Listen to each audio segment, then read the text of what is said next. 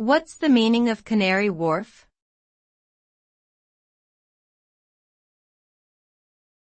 Canary Wharf.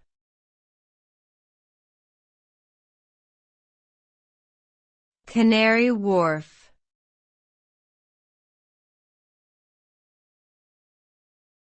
Canary Wharf.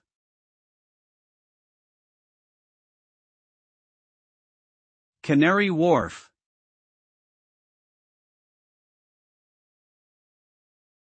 Canary Wharf is a commercial estate in East London, UK. It is located on the Isle of Dogs and was once one of the busiest docks in the world.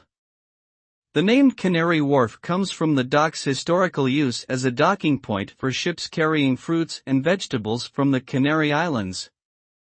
The estate is currently home to some of the tallest skyscrapers in the UK, as well as numerous businesses, shops, restaurants, and residential buildings. It is an important financial and business district in London.